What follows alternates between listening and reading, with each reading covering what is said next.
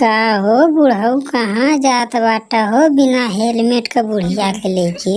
अरे साहब जी कतहू नाही जात बाटे हूँ, बस यही जखने जात बाटे एकरा नैहर पहुँचावे कर भैया आइल बाटे न दुबई से राखी बांधे जात बा, ऐसे कहनी तनी पहुँचा दे। ये दरोगा जी ससुर के नाते बुढ़वा झूठ बोलत बा, ससुरारी जात बा के घूमने जात बा, देखा चड्ढा पहले कहत बा हम ससुरारी जाथिला। का रे बुढ़वा हमरा के झूठ बोलत बाटे, जानत न बाटे कानून का हाथ कितना लंबा होला। का हो दरोगा जी कैसन हमारा बुढ़ऊ के परेशान कैले बाटा हो, हेलमेट ना लगौले हो तो एकर का मतलब भला हमार चालान काट देबा। ए अजी तू चुप रहा हो नहीं तो तोहरा के साहब गरमा जी है, समझ लू कि नाही जौन कानून नियम बा उ हमन करत बाटे। ये दरोगा जी हम जानत बाटे जौन तुम लोग नियम कानून से काम करत बाटा, समझला कि नाही तुम लोग के तो खाली रुपया चाहला जेब भरे खातिर, समझला कि नाही।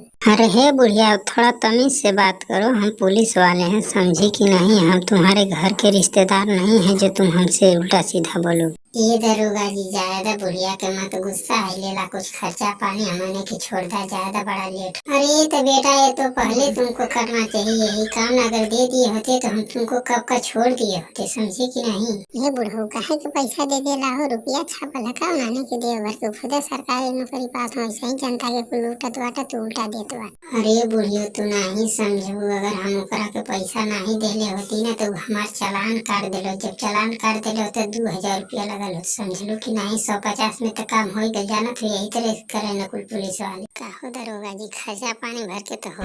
हाँ इतना में तो आराम से हो जाएगा, चलिए बोतल मारेंगे पौआ और आराम से बैठे रहेंगे सड़क।